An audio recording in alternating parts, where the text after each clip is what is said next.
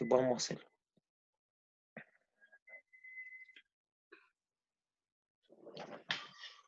Uy, ay, ay, sí, Dios mío.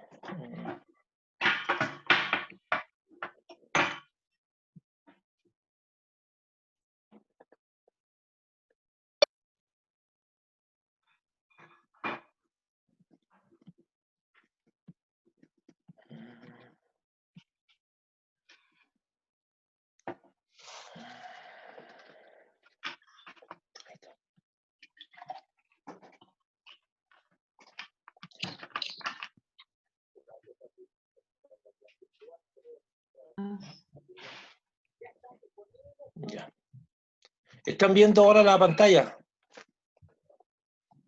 Mi hermano, ¿están viendo ¿están viendo la pantalla? Sí. Ya. Muchas gracias. Gracias, hermano. Estaba con un poquito de complicaciones con el sistema, así que vamos a ver cómo está funcionando esto. Entonces, sigamos siguiendo con la presentación. Vamos a leer el texto bíblico. En Mateo vamos a leer lo que sale del capítulo 24 al 50. Dice ahí: entonces estarán dos en el campo, el uno será tomado y el otro será dejado. Dos mujeres estarán moliendo en un molino, la una será tomada y la otra será dejada. Velad pues, porque no sabéis a qué hora ha de venir vuestro Señor. Pero sabed esto, que si el padre de familia supiese a qué hora el ladrón habría de venir, velaría y no dejaría minar su casa. Por tanto, también vosotros estáis preparados, porque el Hijo del Hombre vendrá a la hora que no pensáis. ¿Quién es, pues, el siervo fiel y prudente, al cual puso su Señor sobre su casa para que le diese el alimento a tiempo? Es una pregunta, realmente. ¿Quién es? Bienaventurado aquel siervo, el cual, cuando su Señor venga, le haya haciendo así. De cierto os digo, que sobre todos sus bienes le pondrá. Pero si aquel siervo malo dijera en su corazón: mi señor tarda en venir, y comenzare a golpear a sus consiervos, y aún a comer y a beber con los borrachos, vendrá el señor de aquel siervo en día que éste no espera y a la hora que no sabe, y lo castigará duramente, y pondrá su parte con los hipócritas. Allí será el lloro y el crujir de dientes. Y ahí se estaría terminando el capítulo en sí, el capítulo total. Ya no habría más en este capítulo que ver. Entonces, veamos un poquito. Mateo, los dos versículos primeros de esta última parte dice: entonces estarán dos en el campo, el uno será tomado y el otro será dejado. Dos mujeres estarán moliendo en un molino, la una será tomada y la otra será dejada. Los versículos 40 y 41 han tenido varias formas de interpretar este relato. Para algunas personas será un arrebatamiento invisible, es decir, que dos personas estarán haciendo una determinada actividad y una desaparecerá quedando solo la ropa y su compañero de actividad no le verá más. La mención de Jesucristo del campo y el molino es porque eran actividades muy propias de la época y fácil de entender para las personas. Nosotros podríamos decir: dos estarán escribiendo en una oficina o trabajando en una oficina. La una será tomada y la otra será dejada. Entonces, este es el típico visión que hay visión que hay del arrebatamiento. De hecho, se hacen películas con esta idea de en la mitad de una actividad, a la mitad de una acción en dos personas, una de repente va a desaparecer. Incluso se muestra el momento en que la ropa está en las camas, o la ropa en el sillón, o una persona está caminando, estaba predicando y la Biblia cayó al piso y desapareció la persona y quedaron su pura ropa. Esa es la idea. La Biblia dice que una será tomada y la otra dice: dos estarán, y una será tomada y la otra será dejada. Entonces también se presenta: ¿qué pasará con los que son dejados. Pero la primera visión que se tiene de esto, como que la persona es arrebatada, es sacada de aquí y llevada hacia otro lugar, es esa visión que se tiene porque lo que ahí se está mostrando es algo que tiene que ver con la visión de arrebatamiento que se tiene. En estos tiempos la visión de arrebatamiento es que las personas son arrebatadas, son tomadas y la verdad es que al ser tomadas desaparecen y eso está metido muy en el consciente de las personas, que eso va a ocurrir así, que vamos a estar haciendo una actividad y vamos a salir. Pero la otra visión que se tiene es de esta, es que va a ser algo completamente visible, que lo van a poder ver todos, que van a ver, pero ya, vamos lo que dice. Dice, para otras personas será un arrebatamiento visible, donde los ángeles que el Señor envió a juntar a sus escogidos tomarán a uno o más de las personas que están reunidas y se las llevarán a las alturas, y a medida asciende serán transformados corporalmente, como indica el apóstol Pablo en la carta de Primera de Corintios. La verdad de esto, o la realidad de esto, es que uno de las personas va a ser tomada y la otra persona va a ser dejada. Eso sí es totalmente cierto. Dos estarán como dice, muriendo en un molino, y uno será tomado y el otro va a ser dejado. Entonces,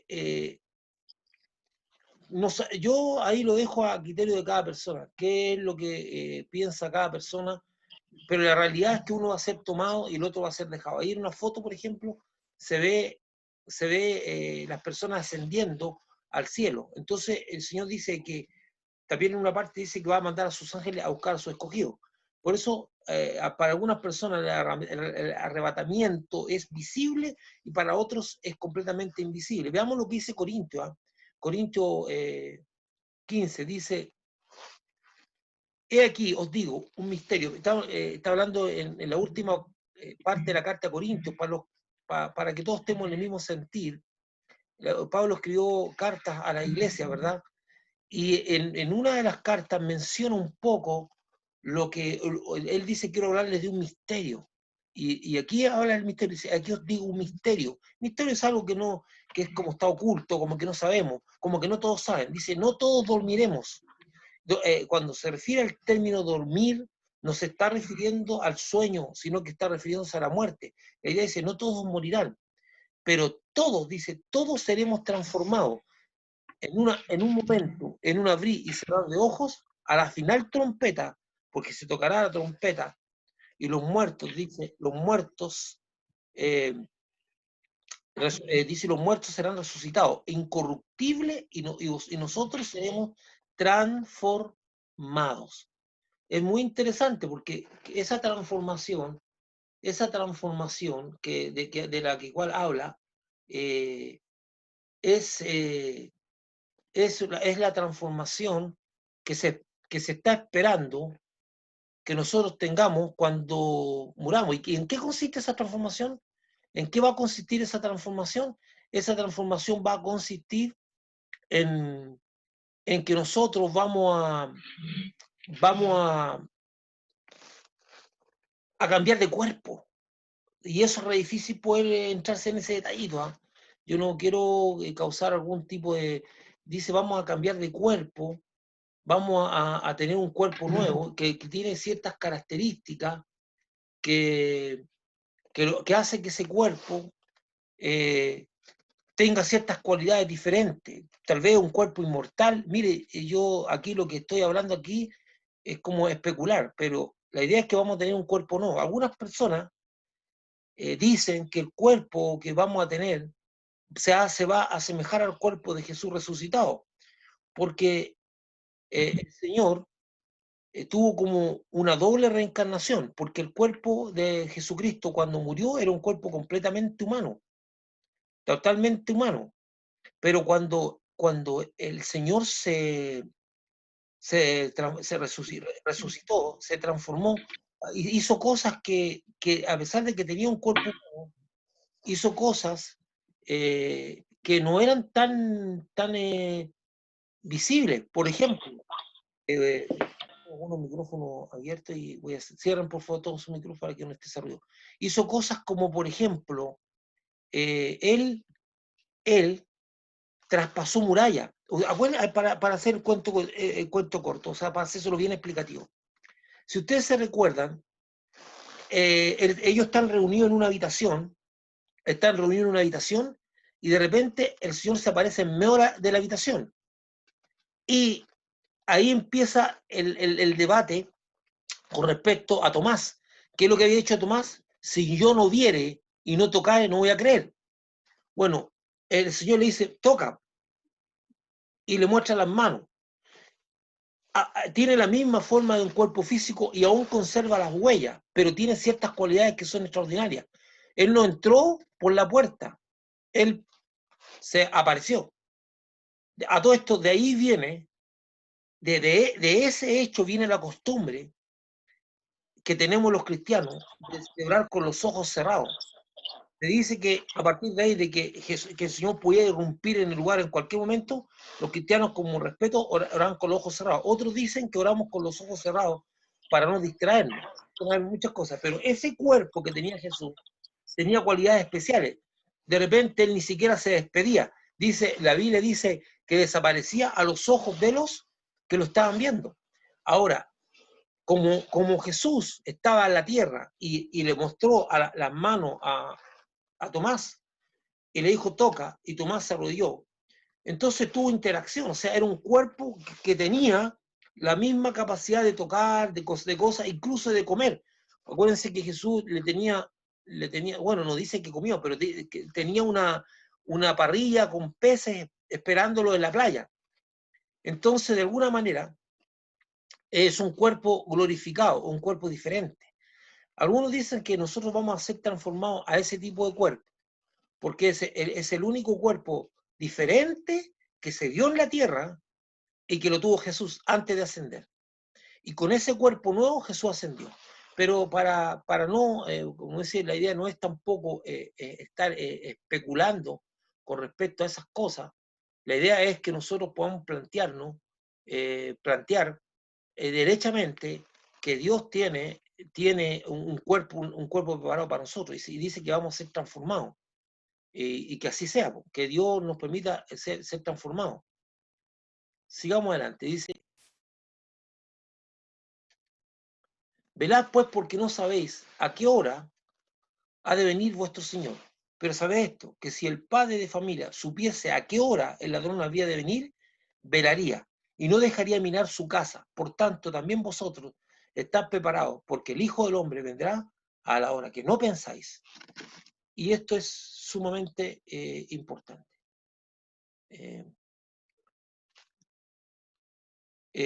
Veamos algunas cositas. Dice, los versículos 42 al 44 insiste en la idea de que nadie sabe en qué momento ha de volver. Sin embargo, como lo vimos en los estudios anteriores, hay ciertas señales que indicará el fin inminente, señales espirituales, el Evangelio no será predicado a todas las naciones, y señales físicas, habrá perturbaciones en los actos de los cielos. La señal de que el Evangelio sea predicado en todo el mundo es la señal más cerca, más difícil, más complicada de ver, porque nosotros no vamos a ver cuándo y en qué momento en las naciones o los pueblos de la tierra se les predicó el Evangelio a todos ellos. No lo vamos a ver. Entonces, frente a esa situación, se hace más incierto saber el día y la hora. Pero el Señor dejó una indicación. Entonces, bajo esa indicación, nosotros dice que estemos preparados, ¿verdad? Y aquí vamos a ver algunas cositas. Dice, miren lo interesante. La palabra velad corresponde al verbo velar, del latín velum, velo, que se puede referir al velo del paladar. Bueno, de hecho, la parte del paladar, nuestra parte superior de la boca, el paladar, tiene una parte dura y una parte blanda hacia atrás. La parte blanda se llama paladar, velar. Y ahí se habla de la úlcera velar cuando hay heridas ahí en ese paladar. Se puede también referir a cubrir, ocultar, el velo, ese es poner un velo, velar es tapar, ocultar. Y por último, y que además de la significancia del énfasis en el versículo 42, se trata de cuidar de una persona o cosa con mucha atención y esmero, permanecer despierto voluntariamente el tiempo normalmente destinado al sueño. Eso se entiende por velar, estar despierto, atento para un acontecimiento.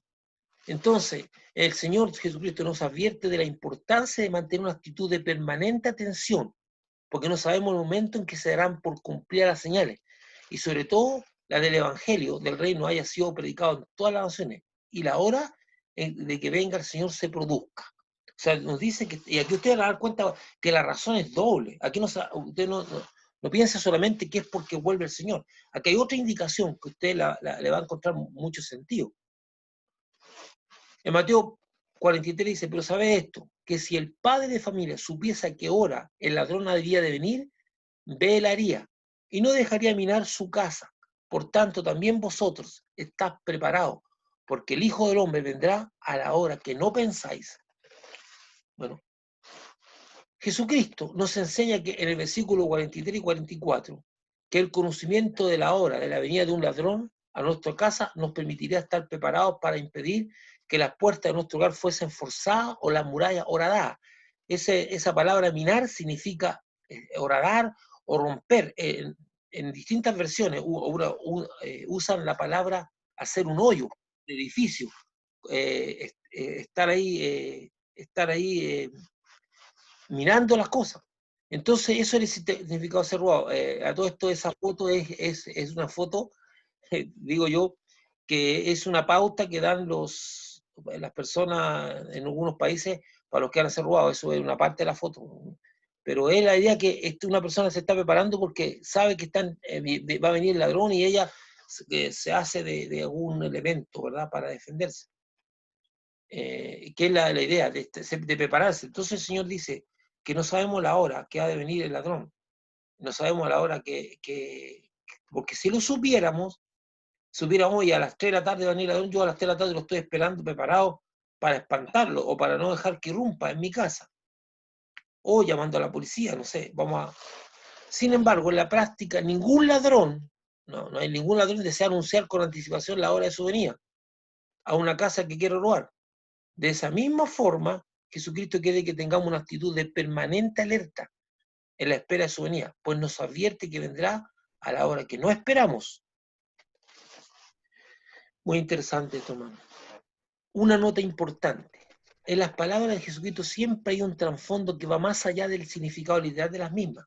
¿Usted entiende eso? Él dice, entiendan bien esto. Y luego hace una alusión del ladrón que viene a robar usando una comparación más bien negativa. Y el mismo Señor refiriendo a Satanás, el ladrón no viene sino para hurtar, matar y destruir. Entonces, ¿por qué más bien negativa? ¿Por qué más bien negativa? Porque si usted se pone a pensar, y uno se pone a pensar, ¿qué es lo que a uno le llama la atención? ¿Por qué Jesucristo en su venida se compara a un ladrón? ¿Por qué dice por qué estaría usando al ladrón como una manera de referencia a su segunda venida? Dice, bueno, eso como que no me calza, como que no. Porque el ladrón no es un... Pero Jesús está hablando, aquí siempre en las palabras de Jesús hay un trasfondo, algo que Él quiere decir, algo que Él quiere enseñar. Entonces, en los últimos tiempos, dice, vamos a intentar ser robados, pero ¿a quién el Señor llama ladrón? ¿A quién el Señor llama ladrón? Llama ladrón a Satanás. Y Jesús está haciendo una doble explicación. Él está haciendo una proyección de lo que nos va a ocurrir. Entonces, en ese tiempo dice que la actividad del diablo para querer robarnos va a ser intensa. Entonces dice, pero tenemos que estar atentos. O sea, no estamos atentos nomás porque es la segunda venida, sino que Jesús te está diciendo, fuera de que tienes que estar preparado para mi segunda venida, hay un ladrón que te quiere robar. Y tú tienes que estar preparado para no dejarlo entrar a tu casa. Y ese ladrón, ¿quién es ese ladrón? ¿Cómo podemos entender nosotros la visión que se tiene del ladrón que viene a robar, a matar y destruir? ¿Cómo lo podríamos entender nosotros? ¿Cómo podríamos darnos cuenta de que el ladrón al cual se refiere Jesucristo? Entonces veamos qué es lo que el Señor nos está diciendo con eso.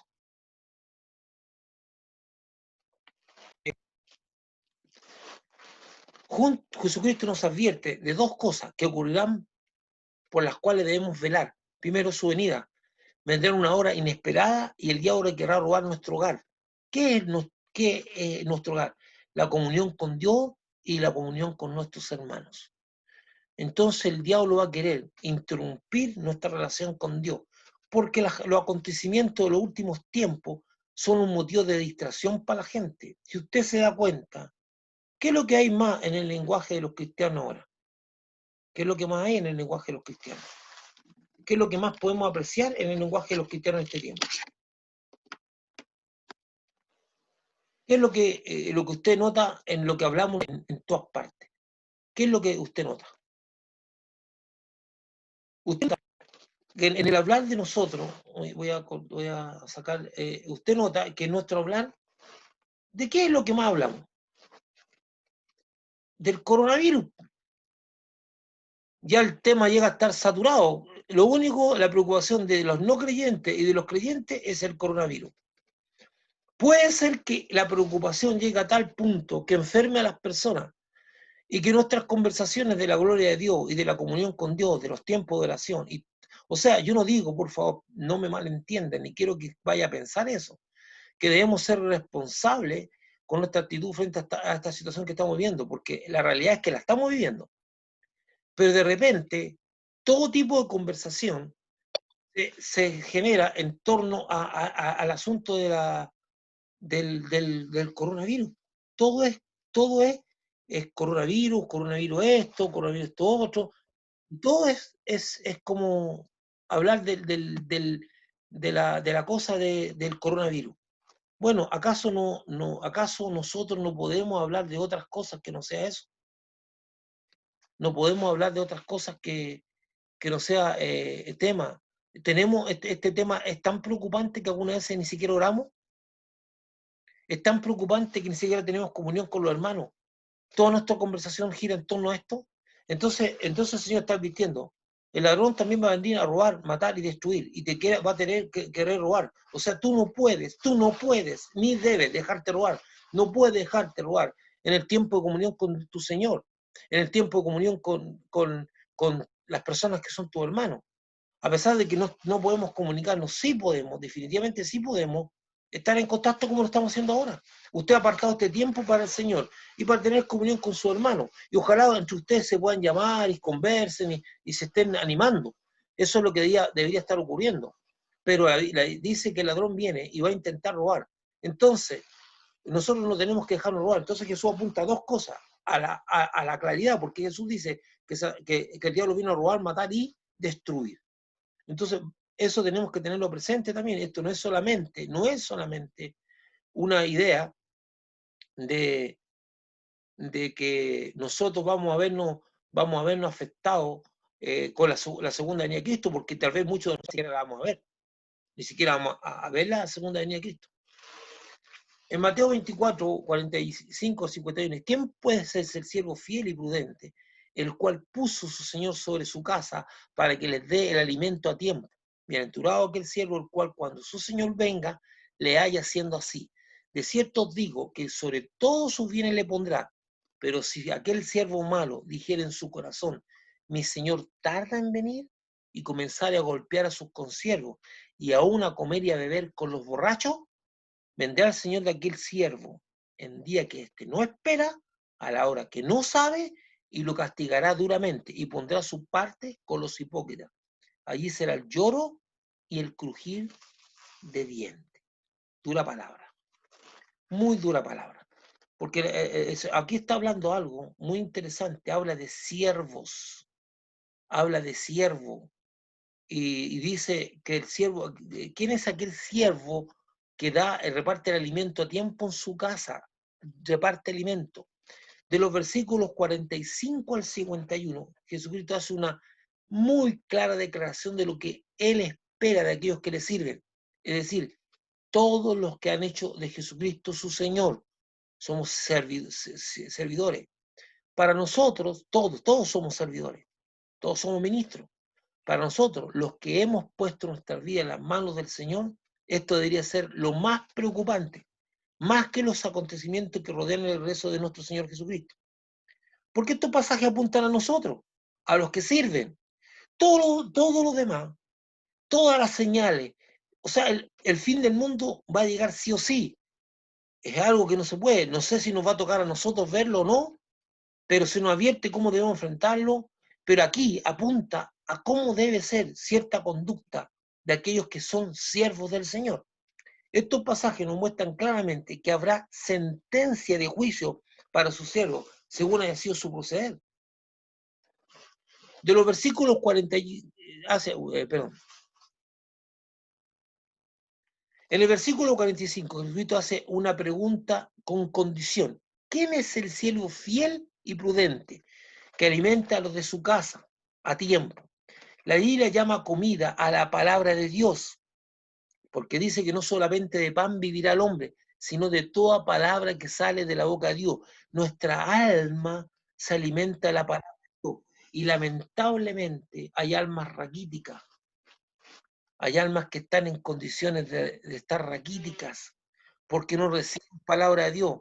La gente no se da cuenta cómo su alma se va desnutriendo. Las personas no se dan cuenta que el alma necesita alimento. No solamente el pan es el alimento.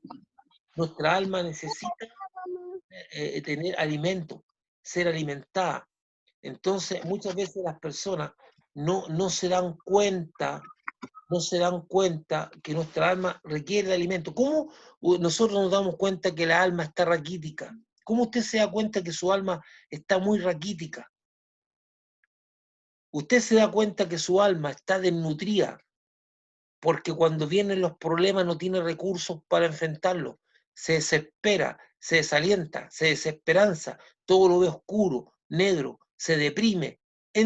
Su alma no tiene recursos porque el cuerpo que vemos lo alimentamos. Si usted ve que su cuerpo se está desnutriendo, usted se va a mirar al espejo y decir, algo está pasando, o estoy muy delgado, o hay partes de mi apariencia que se van a empezar a resentir, y eso, y voy a poder visible, o sencillamente se van a dar los síntomas de una enfermedad, y voy a tener que ir al médico, y el médico me va a decir, mire, su cuerpo está así, porque está en un desequilibrio. Acuérdense que la salud viene del equilibrio nuestro, en que todos nuestros sistemas estén funcionando equilibradamente y estén bien nutridos y estén bien.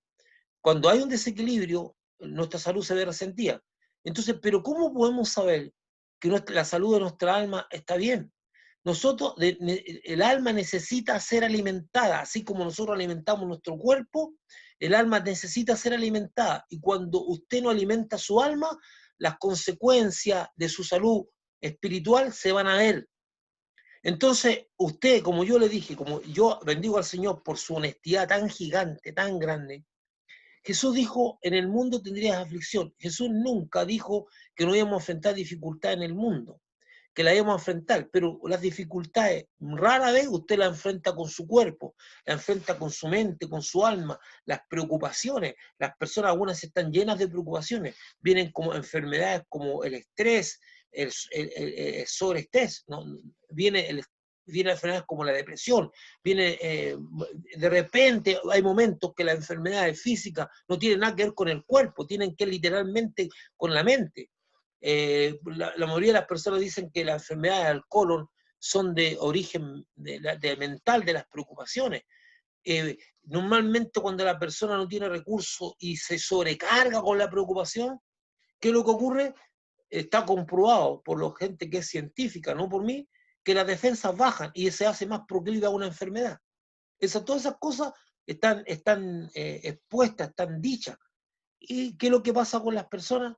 las personas ignoran eso, las personas no entienden que nosotros estamos expuestos a enfermarnos, porque la preocupación es muy alta, y al tener una alta preocupación se producen efectos que no esperamos.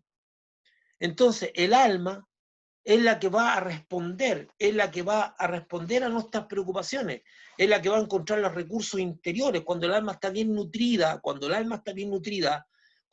vienen los problemas, sale la fuerza interior, la fuerza invisible, porque tú no puedes ver tu alma. Y tu alma es el asiento de tu personalidad, son tus pensamientos, todo lo que tú eres. Lo que nosotros vamos a salvar, lo que nosotros salvamos es nuestra alma, porque el espíritu vuelve a Dios que lo dio. Lo que salvamos es nuestra alma. Entonces, ¿qué es lo que es nuestra alma? Lo que te hace único, lo que te hace tu ser persona tú, que te hace diferente al resto, son tus recuerdos, tus pensamientos, tu formación, todo lo que tú eres, tu identidad. Eso es tu alma. Entonces, ¿qué es lo que ocurre? Esa alma tiene que estar nutrida, porque es la alma que enfrenta los problemas. Pero si tu alma no está nutrida, te puedo asegurar que cuando vengan las dificultades de la vida, eso te va a dejar en una condición muy mala. Entonces hay personas que no les interesa alimentar el alma. Como dicen por ahí, no están ni ahí. No les interesa.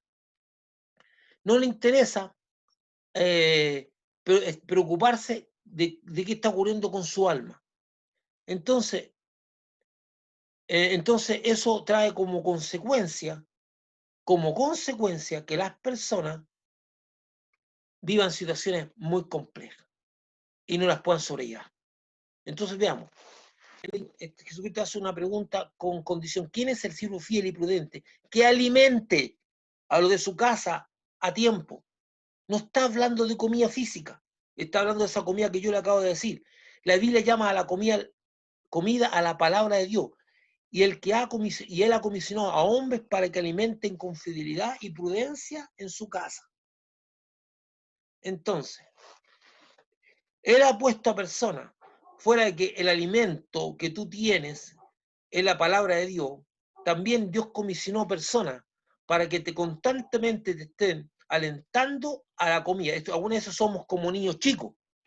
¿Y cuál es la labor de estos hombres? Es como cuando yo veo a mi nieto, su mamá le sirvo, yo le sirvo, no, es que no quiero, ellos no quieren comer nada, quieren comer lo que les gusta nomás. Entonces, para eso están los papás, para eso están los padres, las familiares, que tenemos que estar diciéndole, no, tú tienes que comer de todo. Y tratamos de que sean equilibrados en la comida, o sea, que se alimenten realmente. Nosotros, las personas que Dios comisionó para eso, tienen que estar preocupados de que se reciba el alimento a tiempo. Entonces, los siervos que Dios puso para este fin, a los cuales se le ha encargado, o el Señor le ha encargado, la enseñanza y cuidado de su rebaño, principalmente pastores y maestros, los cuales deben ministrar la palabra de Dios basado en la Escritura, la Biblia, sin contaminación ni manipulación a sus consiervos, porque en estos tiempos hay mucha gente que manipula, mucha gente que toma la palabra de Dios. Al ser constituido pastor, el ser constituido pastor de Jesucristo es un tremendo privilegio, hermano. Es un gran honor, pero mucha gente no lo toma así. Y el ser pastor no es una posición jerárquica en una congregación. Entonces, el pastor es el jefe, no, hermano. El pastorado es un don. No lo hace mayor ni mejor que otros hermanos. Lo que es un pastor es una persona que Dios le dio ciertos dones espirituales que le permiten ministrar y entregar la palabra de Dios a las personas y estar preocupado del rebaño, ser capaz de discernir cuando el rebaño está en peligro. Todas esas cosas es la que constituye el pastor. Entonces es un don. No es una posición jerárquica, pero para algunos, acostumbrados a las posiciones de poder, han transformado el pastorado en una posición jerárquica. El don pastoral se manifiesta cuando Dios, una vez que ha preparado y tratado con su siervo, le pone ovejas a su alrededor para que las enseñe y guíe. Por eso hay personas que ejercen este don sin estar al frente de alguna congregación, y para los cuales también es válida la pregunta de Jesucristo. Hay personas que pastorean. De repente hay personas que son consultadas por otras porque ven en ellos cualidades espirituales que le pueden bendecir. Recurren a ellos a pedir ayuda. el pastorado es un don, no es una posición jerárquica. El pastor que está a cargo de una iglesia es un obispo, es un hombre que además se le dio capacidad de administración. Pero principalmente el pastorado es un don para poder alimentar al pueblo de Dios. Dios hace notar que la iglesia de Jesucristo es una sola, y realmente solo Dios trino sabe quién la compone. Sí, porque en la iglesia, en las bancas pueden haber sentado mucha gente que dice ser, pero que a lo mejor no lo es. Porque la gente muchas veces por cuestiones sociales o por cuestiones de ser algo bien mirado o porque su familia los lleva, porque su familia los lleva obligados o tienen que ir. Por cualquier razón están sentados en las bancas y no son los que componen la iglesia. La iglesia de Jesucristo la componen todos aquellos que han aceptado al Señor Jesucristo como su Señor y Salvador, han declarado que Él es el Señor y ahí creen que Dios levantó a los muertos, según la Biblia. Entonces, nosotros podemos engañar a los hombres, pero no a Dios. Por lo tanto, el único que realmente sabe quiénes son es el Señor. Ir a una iglesia, asistir a una iglesia, no te garantiza o no hace que tú seas un hijo de Dios. Eso muchos de ustedes lo tienen claro. Entonces, con la necesidad de practicar, de reunirnos, porque congregarnos, para adorar junto al Señor, se formaron congregaciones que llamamos iglesia y que el apóstol Pablo también lo llamó, porque dice, escribo a la iglesia de Filadelfia, escribo a la iglesia de Éfeso. Entonces, también esas congregaciones que son parte de la iglesia, el apóstol Pablo denomina iglesia. Y como la Biblia ordena que a no dejar de congregarnos, usted sabe que en Hebreos 10, 25 dice, no dejando de congregarse como algunos tienen por costumbre. Entonces, la palabra de Dios nos dice, júntense para adorar juntos a Dios, júntense para tener comunión, para compartir, porque somos la familia de Dios. Y entendemos que este modelo de congregación cumple esta orden, o sea, el juntarnos, estas congregaciones como la que usted está viendo en la foto, chiquititas, más grandes, donde la gente se junta, eso es el modelo de congregación. Esto cumple con ese modelo. Puede haber a lo mejor otra forma, como lo estamos haciendo ahora. Nosotros somos una congregación virtual, nos estamos juntando para aprender, entre comillas, no somos una iglesia, no, esto no es una iglesia, no es una congregación real, sino que estamos cumpliendo esa orden. El apóstol enseña que estas congregaciones son dirigidas por pastores, a los cuales también llama ancianos.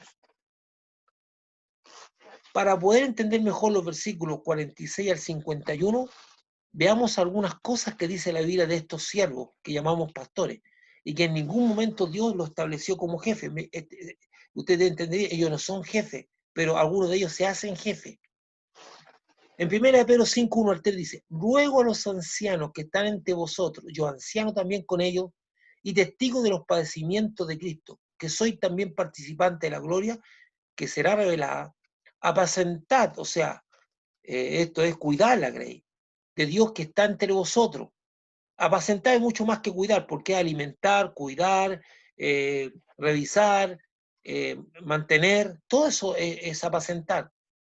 Dice, apacentar la grey de Dios que está entre vosotros, cuidando de ella, no por fuerza, sino voluntariamente, no por ganancia deshonesta, sino con ánimo pronto, no como teniendo señorío sobre los que están a vuestro cuidado, sino siendo ejemplos de la grey. Esto es el ministerio pastoral. En 1 Pedro 5 dice claramente que el pastor no es el jefe, sino el ejemplo que inspira, no teniendo señorío, sino siendo ejemplo. Pero como el ser humano está contaminado y vive en estructuras de convivencia y de poder, la ambición está muchas veces en el corazón del ser humano. Siempre quiere obtener provecho y siempre quiere destacar. Toda aquella persona que no tiene clara su identidad, que tiene problemas de identidad, normalmente quiere alcanzar un reconocimiento y una identidad a través de estar a cargo de algo o mandar. Estar a cargo de algo es una función, ¿verdad? Entonces, esta persona que debe cuidar y alimentar la grey no de él, o sea, la grey de Dios, no de él, apacentando y cuidando. Y lo que en estos días es muy importante, no manipulando para enriquecerse a costa de la grey. Dice, no por ganancias deshonestas. Esto lo vemos mucho en telepredicadores o en otros medios, donde se trata de sacarle dinero a la gente a costa de la fe, de la necesidad que tienen las personas. También se debe hacer con buena voluntad, no sintiéndose forzado. Los que estamos, después que yo me retiré de la ingeniería, hubo un momento en mi vida, en mi servicio a Dios, en que se me hizo gravoso porque las personas son complicadas también de pastorear. No solamente las personas están expuestas a tener hombres que estén ahí al frente de ellos, siendo personas inmorales, que no les importa y que lo único que les interesa es enriquecerse, porque la Biblia bien dice, raíz de todos los males es el amor al dinero. Y las personas son lo que son, pero Dios nos da ejemplo para reconocerlo. Entonces, en primera Pedro dice claramente cómo debe ser el perfil de aquel siervo, ¿verdad? Dice que debe apacentar la guía de Dios, no siendo una persona que ejerza jefatura y que esté mandando, sino siendo ejemplo. Que sea el primero en limpiar, que sea el primero en barrer, que sea el primero en hacer todas las cosas que hace el resto de la gente, que sea el primero en mostrar una conducta correcta, que sea el primero en mostrar conducta de honestidad. En todo tiene que ser ejemplo. Y dice, y apacentar con cuidado, con dedicación, estar preocupado y no estar procurando obtener ganancias de las personas para enriquecerse. Entonces, ahora, en Hebreos 13 y 7, hay otra cosa que agrega, dice, obedeced a vuestros pastores y sujetados a ellos, porque ellos velan por vuestras almas, como quienes han de dar cuenta, para que para que lo hagan con alegría y no quejándose, porque esto no es de provecho. En Hebreos 13 y 7 dice que se debe obedecer a los pastores. Y aquí viene la gran pregunta. ¿En qué? Lo primero que debemos entender es que la obediencia primera ha sido siempre a Dios y luego a nuestros padres. La obediencia a Dios la realizamos conociendo sus preceptos, mandamientos y ordenanzas. Conociendo sus preceptos, mandamientos y ordenanzas. Entonces, ahí tenemos el ejemplo de un desobediente, ¿verdad? Que es Jonás. Cuando fue escrita la carta, esta palabra dice, obedeced a vuestros pastores, el Nuevo Testamento no había sido escrito y el Antiguo Testamento solo lo tenía la comunidad judía y los pastores han sido instruidos por los apóstoles de Jesucristo en su palabra y ellos le daban a conocer a los pastores para que ellos se la entregasen a los hermanos. O sea, Jesucristo enseñó a los apóstoles cada uno de las palabras y le dijo, bueno, no se preocupen, dijo, si ahora tenés que recordar todo lo que yo le he mandado, porque el Espíritu Santo le recordará todas las cosas. Los apóstoles instruyeron a pastores, establecieron pastores en distintos lugares para que enseñaran la palabra, porque la Biblia, como la conocemos ahora, no existía, no existía. Por lo tanto, cuando el apóstol Pablo, o si supone que suponemos que sería el escritor de Hebreo, está diciendo obedeced a vuestros pastores, es porque ellos eran los únicos que tenían la palabra que había entregado Jesucristo. Hasta que aparecieron las cartas, aparecieron el Evangelio de Mateo, que fueron escritos y quedaron registros. Y esos registros se juntaron y constituyeron el Nuevo Testamento. Pero en ese tiempo no había nada, cuando se estaba escribiendo esta carta no había nada de cómo saber qué Jesús había dicho. Entonces eran los pastores que habían sido instruidos por los apóstoles, eran los que tenían la palabra de Jesús y la transmitían. Entonces cuando la Biblia dice obedecer a vuestros pastores, ¿en qué obedecer? En lo que ellos están instruyendo, en la palabra de Dios, no en los caprichos personales de un hombre.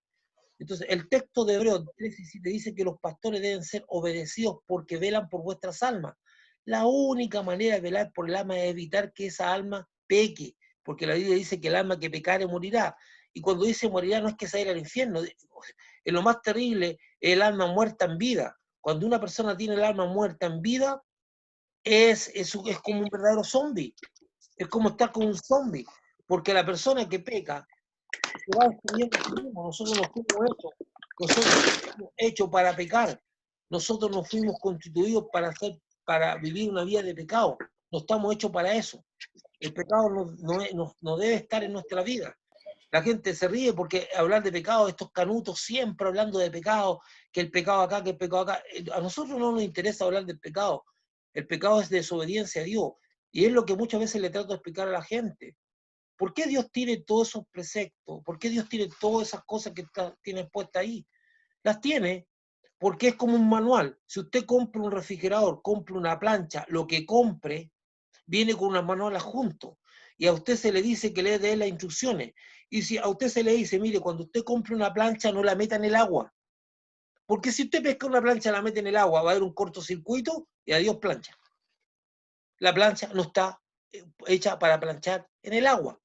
Entonces el fabricante de la plancha le dice a usted qué es lo que puede hacer con lo que usted compró, con lo que usted tiene, qué puede hacer y lo que no puede hacer. Él le da un instructivo. De tal manera y de la misma forma, Dios nos instruye a nosotros, nos dice para qué estamos hechos, y nosotros no fuimos hechos para pecar. El pecado destruye el alma, la mata. Entonces, cuando la Biblia dice, el alma que pecare morirá, no está hablando del futuro, es para el presente, es para ahora. Te vas a morir si practicas el pecado y vas a ser como un zombie y te empieza a destruir y tú te das cuenta que no eres la misma persona porque el pecado destruye a la persona. ¿Y qué es lo que es pecado? Es todo lo que implica desobediencia a Dios y su palabra. Entonces, es tan interesante el Señor que dice, tú no fuiste hecho para esto, porque tu cuerpo no fue hecho para estas cosas, porque tu alma no fue hecho para estas cosas. Evita esto. Ahora, si tú lo quieres hacer, vas a tener que vivir las consecuencias. Y dentro que dice, el alma que pecare morirá, hay gente que tiene el alma muerta, hermano. Son tristes. No hay un rasgo de gozo, de felicidad, no tienen, pero no siempre fueron así. No siempre fueron así, sino que se fueron destruyendo por sus malas decisiones y porque no obedecieron a la palabra de Dios. Entonces la Biblia dice, el alma que pecare morirá, pero no es como el alma que pecare cuando venga el juicio, se va a ir al infierno. Eso no es lo que está diciendo, es más grave la cosa, va a morir ahora ya. En Ezequiel dice eso, el pastor debe velar por las almas de las ovejas del Señor, usando su palabra para instar a la obediencia a Dios.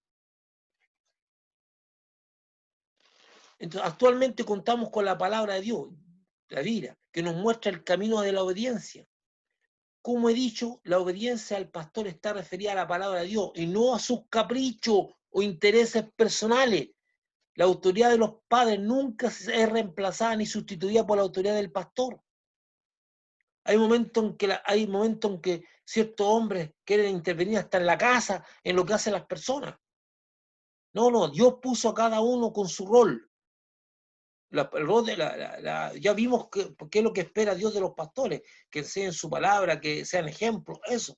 La ignorancia de la Biblia por la falta de estudio o una actitud de comodidad hace que las personas sean fácilmente manipulables por personas inescrupulosas que manipulan la escritura manteniendo las conciencias cautivas para provecho personal.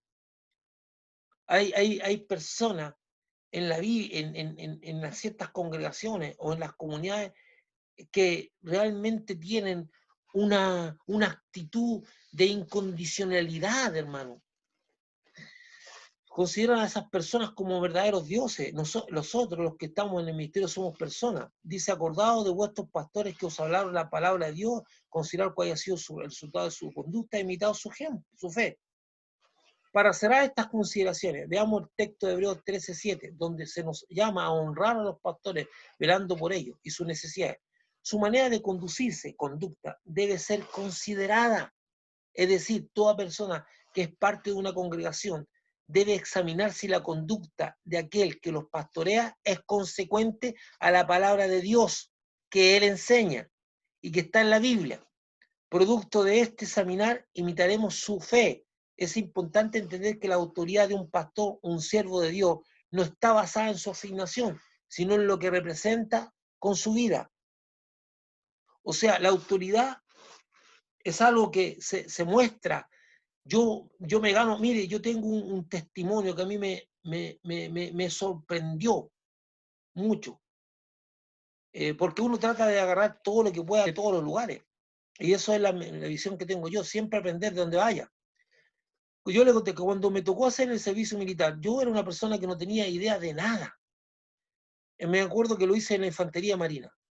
Y algo que me llamó mucho la atención, pero muchísimo la atención, era el pánico que le tenían casi toda la gente a los suboficiales. Hasta algunos oficiales le tenían temor. Y yo decía, ¿por qué el hombre se paraba algunas veces y su sola presencia hacía que todos estuvieran en la fila y todo? Y yo decía, ¿qué? Entonces, ¿qué es lo que había? Me di cuenta de varios detalles. Pero, por ejemplo, yo veía alguna vez a los cabos gritando, pelado para allá, pelado para acá. Y algunas veces, perdón la expresión tan chilena, pero ni los pescaban. Pero cuando llegaba un suboficial o un sargento primero, llegaba, algunos se ponían tiritones y todo el mundo corría para obedecerle. Y me di cuenta, y empecé a observar al hombre, y me di cuenta que ellos tenían a cargo los pañuelos, y era una máquina de conocimiento. Ellos tenían un control, sabían dar órdenes tan bien dadas que todo andaba ordenadito. Y me di cuenta que la gente le tenía ese respeto por lo que ellos representaban, les daba seguridad. El tipo cuando daba una orden, cuando él decía algo, todo el mundo sabía que lo que estaba diciendo lo hacía porque sabía, porque llevaba 30 años de servicio en la cosa. Entonces me di cuenta que lo que él representaba, lo que él conocía, todo lo que él era, la seguridad que impartía, era que le tenían el temor. De hecho, me recuerdo que una vez se paró un suboficial delante de todos nosotros y la gente hablando, chicharreando, y él se paró y no dijo nada. Y todo el mundo empezó a guardar silencio, solito, solito, y ya, y se quedaron quietos. Pero si se paraba un caos, no lo pescaba nadie. Tenía que estar gritando para que guardaran silencio. Pero el hombre nunca gritó. Yo no vi, a esa gente nunca la vi gritar. Siempre su sola presencia. Bueno, eso es lo que debe ser también un hombre de Dios. Que su sola presencia inspire respeto, que su sola forma de actuar es lo conducice. No, entonces aquí en este mundo, ¿por qué yo le estoy hablando todo esto? Porque vamos en el desenlace de los textos, que estamos llegando al desenlace ya de esto. Entonces dice, su autoridad está basada en lo que representa su vida.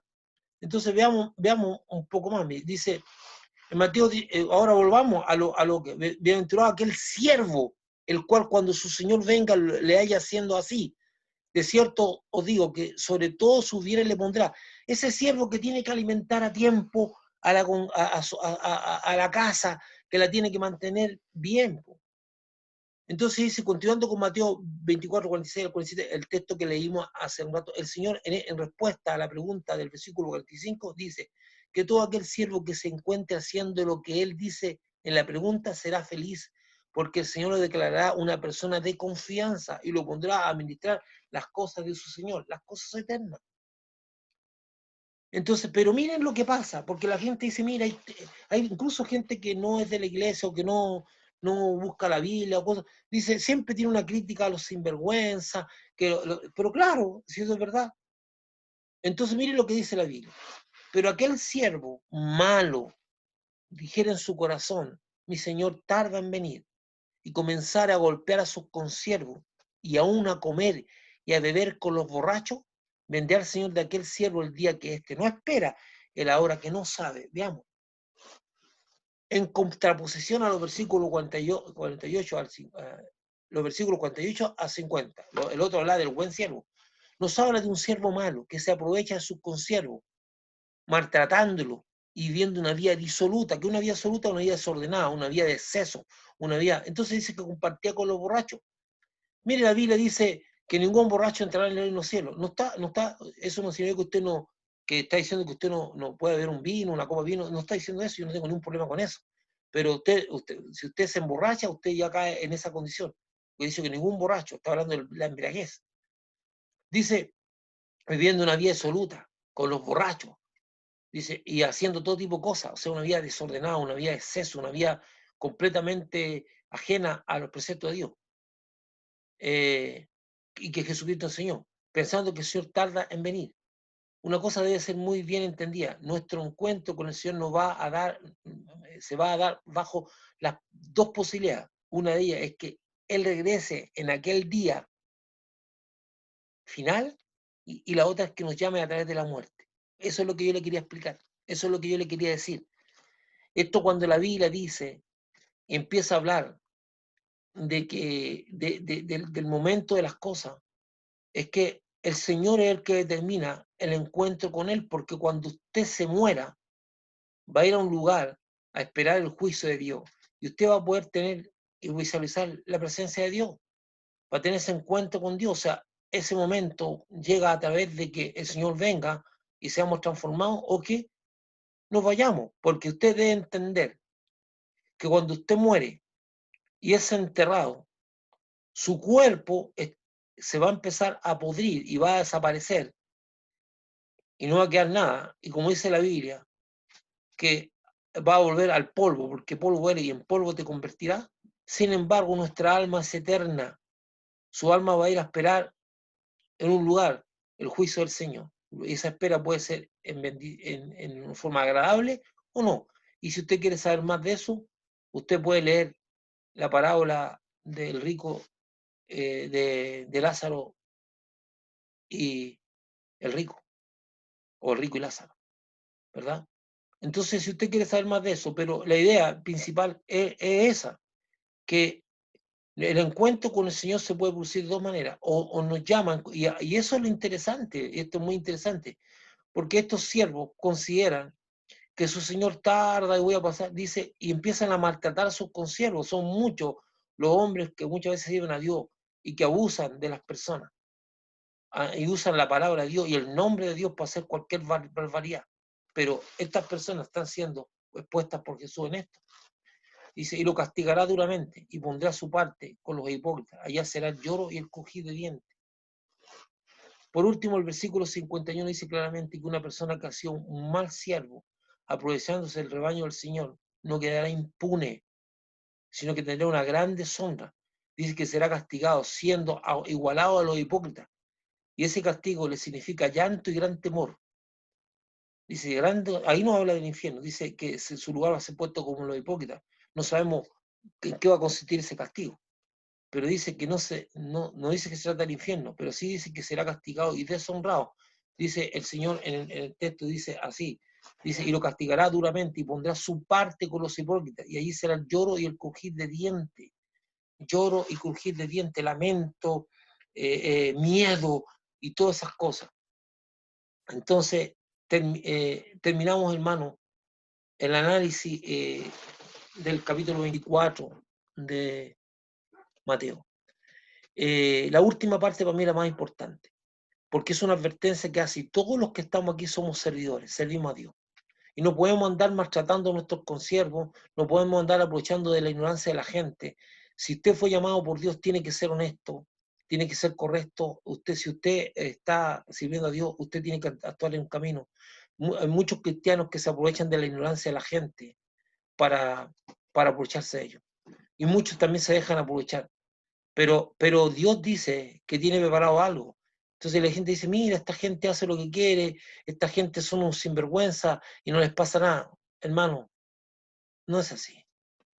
Ahí la advertencia, mire, durante todo el tiempo, el Señor, durante 40 capítulos, 40 capítulos, perdón, 40 versículos, durante 40 versículos, empieza a hablar de las señales, de la destrucción de Jerusalén, de la destrucción de las cosas que han de ocurrir, y todo eso detalladamente, diría yo 44 versículos.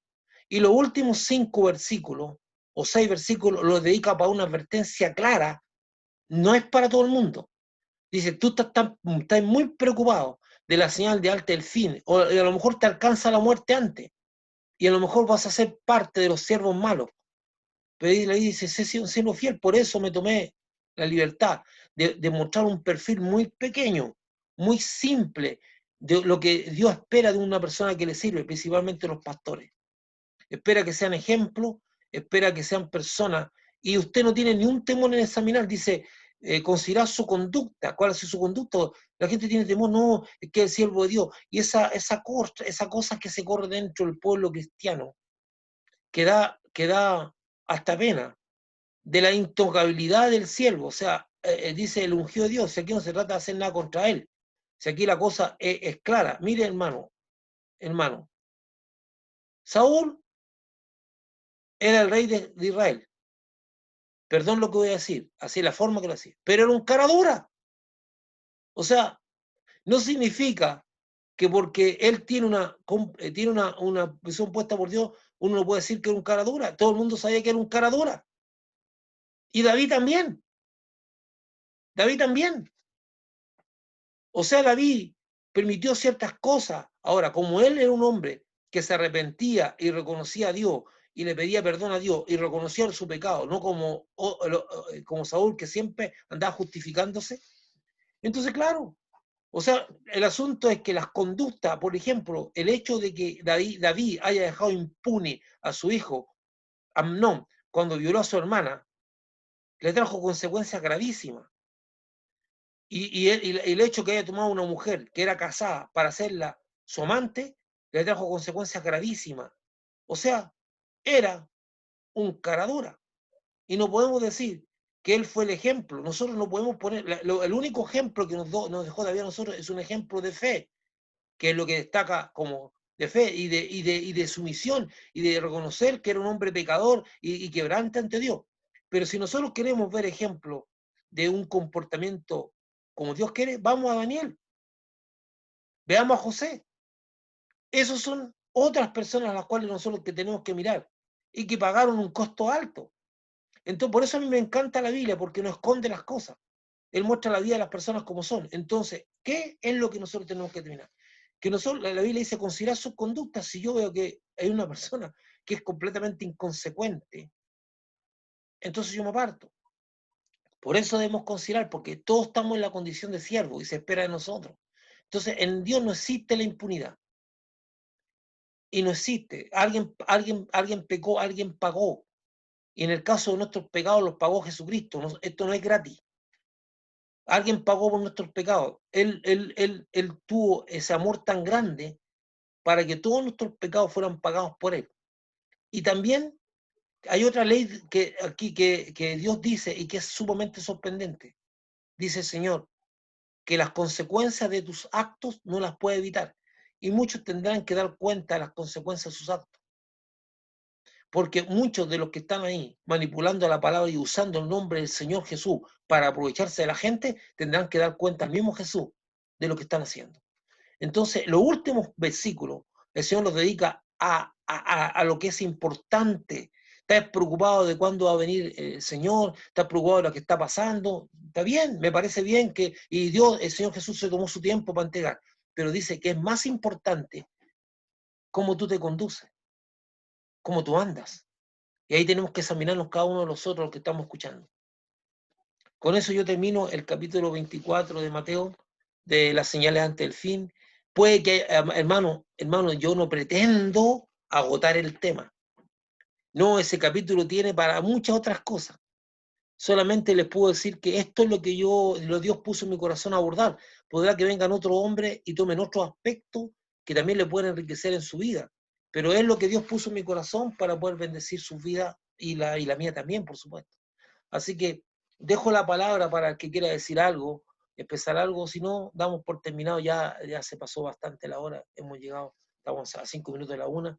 Espero no haber sido gravoso y espero que haya sido de bendición esto que hemos estudiado y que ha sido todo un desafío para nosotros, ¿verdad? Todo un desafío.